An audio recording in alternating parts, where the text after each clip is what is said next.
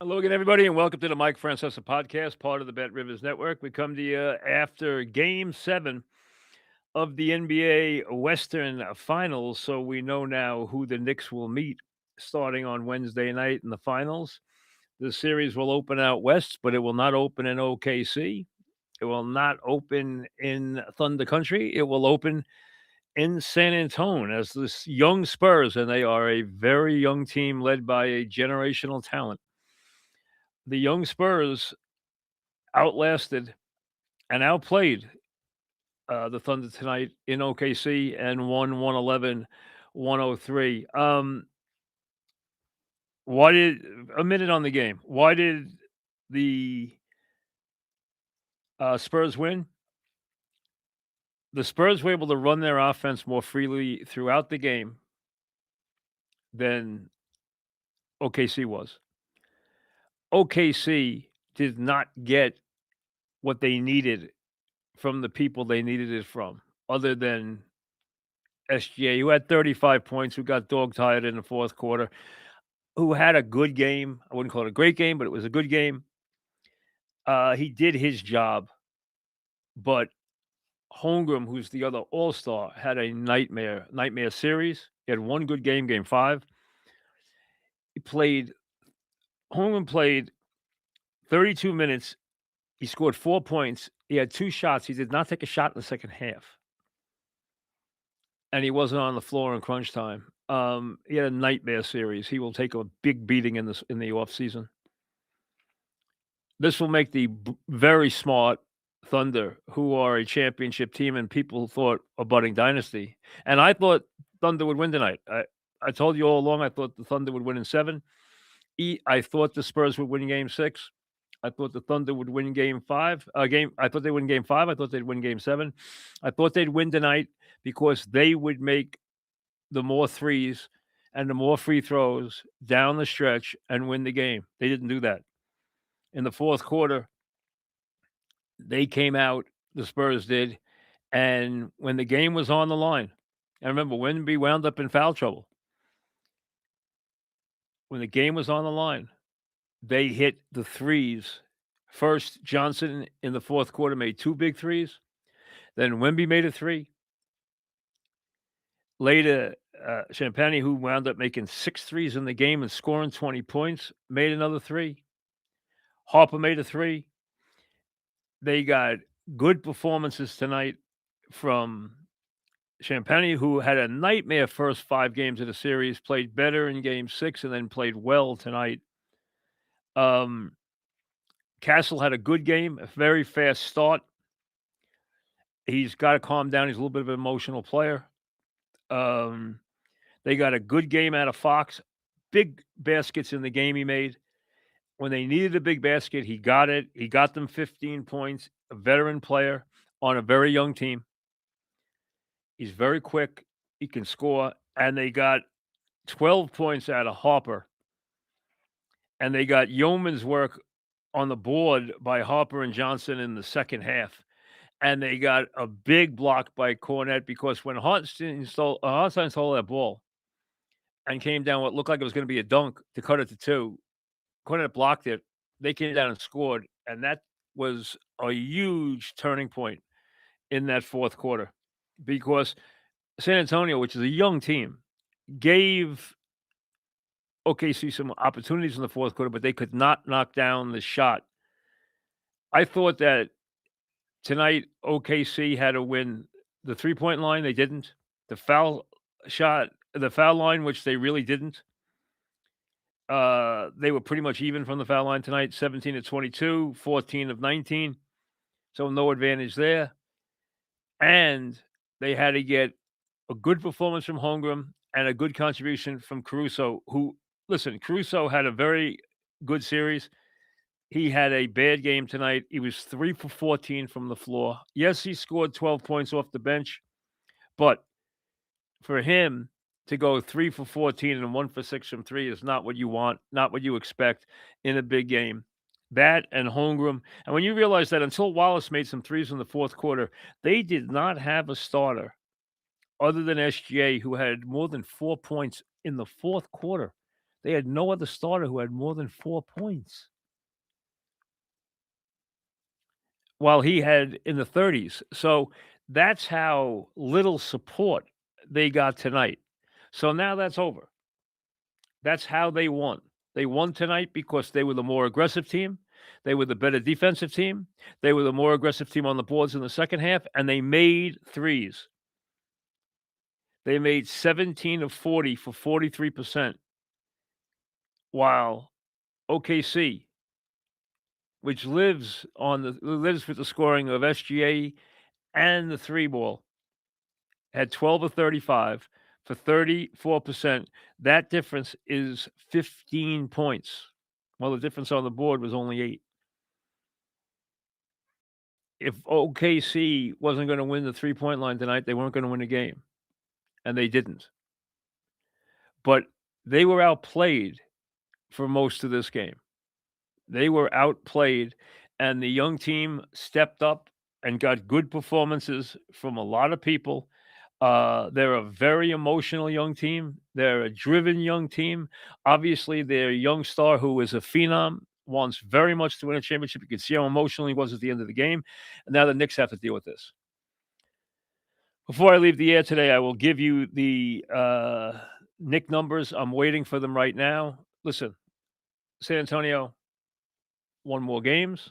San Antonio has the best player on the floor.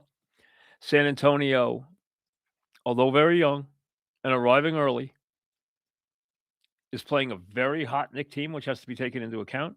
A Knick team that has done wondrous things of late, but a Knick team that's going to have to continue to do those things if they want to beat the best team they've played this year in the playoffs by far. They have to do it without the home court. They have to do it, obviously, against an enormous figure in Wemby and some very talented young players. It will not be easy. Don't expect it to be easy. I think we're looking at a very competitive long series. I think game one will be far more important than most game ones in the NBA finals are. Usually game one to me is kind of like just, hey, let's see how everybody is. Let's test things. Let's adjust after game one. Let's jab, and get a look at each other. No. The way the Knicks have been playing, the streak they have put together has been so compelling, has been so dominant, that if you're the Spurs, you don't want them to come in and even deliver any part of that in game one. You don't want to get behind them and see them drilling threes and running up and down the floor and doing the things that you've seen them do. Now, if you think the Knicks going to get runouts against San Antonio, they're not. If you think they're not going to face a very different brand of defense, they are. If you think they're not going to face an imposing figure to shut off their inside dramatically, they are. So they're not going to run up enormous numbers in the paint, and they're not going to run up enormous runouts and things that they've done against these teams they've played in the last couple of rounds, who have been miserable and really given lackadaisical efforts. This is a whole different set of encyclopedias, but the Knicks have proved with their play, with their improvement, with their cohesion, the way they've come together as a team, just like the way you've watched San Antonio grow. And San Antonio had to grow tonight. They got a big lead early like they have throughout the series. They gave it up. I thought a pivotal part of this game was San Antonio had a 14-point lead in the first half. OKC came back and took a 4-point lead with 1 minute and 30 seconds left in the first half.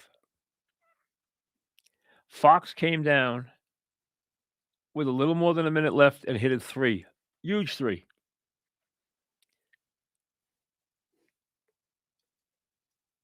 OKC did not handle the last couple of possessions well. So San Antonio wound up, instead of being down 4 or 6 at half, they run off the last 7 points in the last minute and a half and go in +3. They kept that +3 margin after 3, and they came out and drilled threes and played defense and got Wemby to the foul line and built a double-digit lead in the 4th quarter, and OKC could never chip it back down to nothing. So, big loss for OKC, no question. Were they playing without 2 of their critical players? Yes.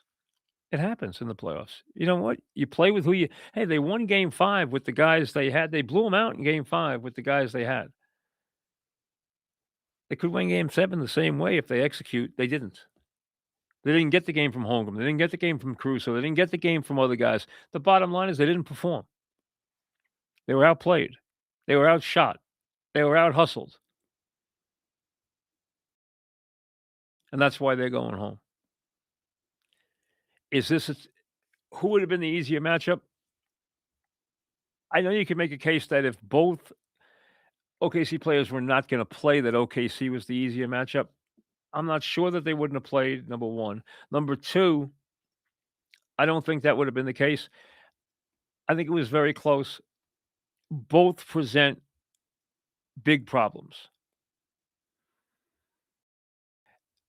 San Antonio can be a very inconsistent team offensively, especially when Wemby's off the floor. But if they're going to get the performances that they got from Harper and Fox and Champagnie and the two-way play they get from Castle, they can be a very, very tough team. They're rugged, they're aggressive, they're young, and obviously they have a generational talent. We have plenty of time to talk about what will happen here. We'll do a whole show before Wednesday breaking down the analysis of exactly everything, the matchups and everything else. There's some very interesting ones. There's some things that will bother the Knicks. San Antonio will provide things that will bother the Knicks. The Knicks will provide some things that could bother San Antonio. I see that both ways. I think we're in for a very competitive series. I believe, and I often don't feel this, I believe that game 1 is incredibly important this time because it will set a tone. Because if you're San Antonio right now, you wanna stop this Knicks surge. This Knicks surge has historic momentum. You don't want them to come in and show you any of that in this series right from the get-go. You wanna set that tone right from the first minute. That's why game 1 is gonna be fascinating. Wednesday night in San Antonio. As I said, um, I don't think there's any question. You got a team that won more games. You got a team that's got the extra game at home. You got the team that has the best player on the floor. The Knicks will be underdog. I don't think they'll be an overwhelming underdog for the series. I don't expect that by any stretch. I think the Knicks have gained respect and rightly so. I think they've earned that. I think it's something that they've established with the way they've played over the last couple of series.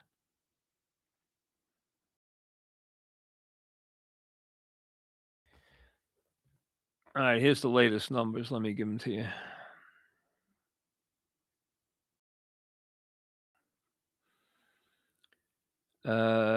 Game 1, the Spurs are 4.5-point favorites. What's it for the series?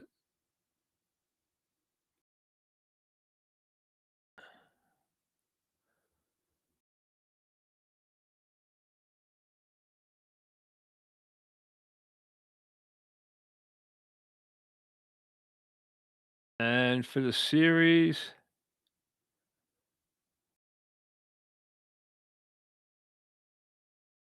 uh,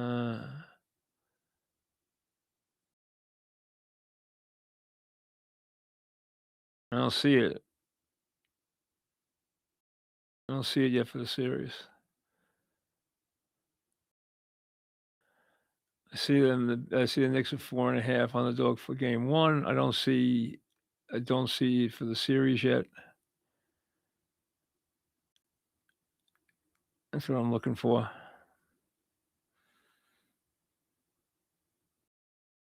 Again, they're working on the series right now. I expect them to be moderate, not crazy favorites. Because I think the Knicks have shown enough that there'll be enough McMoney. I don't think they'll be big underdogs, but I think they will be underdogs for the series. They should be with the extra game and everything else. So I would expect that.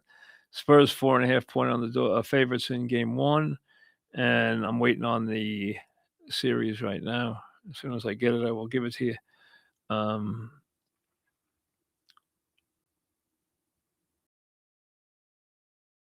mm, mm, mm, mm, NBA.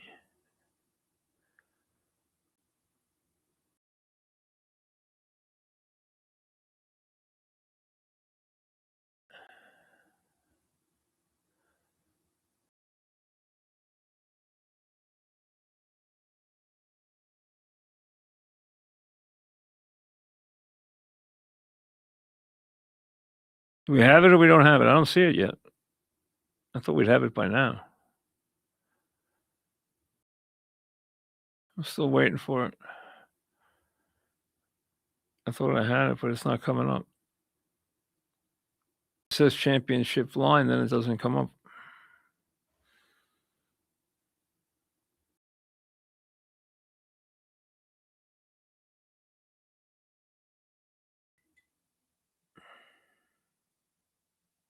Nothing? Let me see. Series line is not up yet. Okay. So that's where we stand right now. Um, like I said, there's no way the Knicks will be favored for the series. They shouldn't be. San Antonio should be the favorite with the extra game at home. And the fact that the West is stronger and they can't win more games. But I don't think it's going to be anything outrageous. When we were thinking earlier on, before the Knicks played the way they have, we felt that the Knicks were going to be a very heavy underdog going into the finals, even if they got there. That anybody in the East was going to be a very heavy underdog. But I think the way the Knicks have played chips away a lot at that. There'll be plenty of people out there that believe the Knicks can win this series.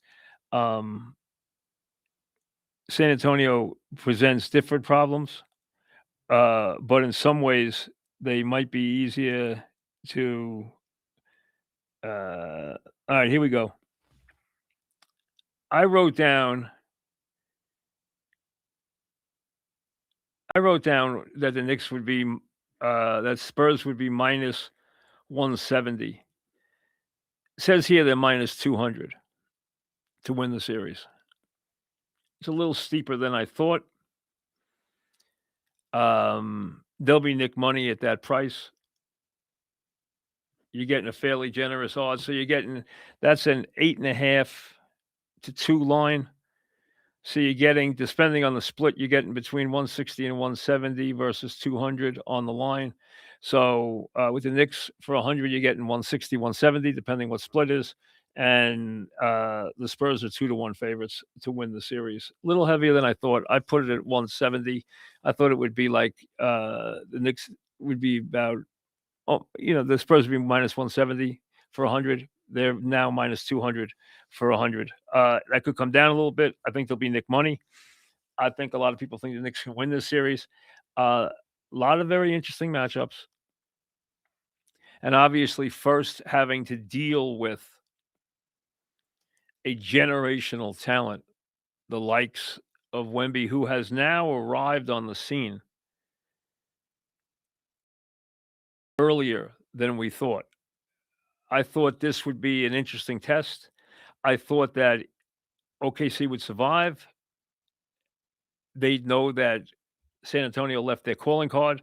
San Antonio would get stronger in certain regards. They're very, very young as a team, and a very young finalist. They'll be one of the youngest finalists ever, um, and that does play into it.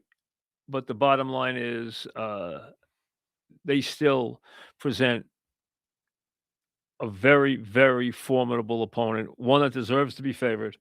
And the Knicks obviously will have to raise their game. Although they have played so dominantly and so brilliantly and have done so many things so well on both ends of the floor that I know people are saying, well, if the Knicks continue to play at that level, they can beat anybody. They can. But remember, basketball comes down to matchups. And this will provide some very interesting matchups.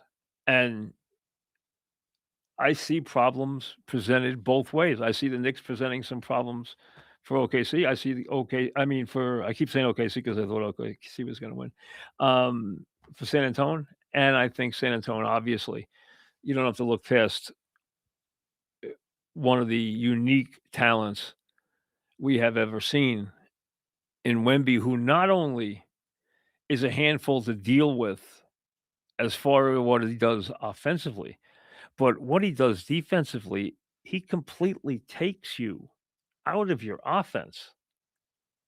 I mean, he took OKC out of their offense when he was on the floor most of the time. They sometimes rang down some threes. They got to the foul line.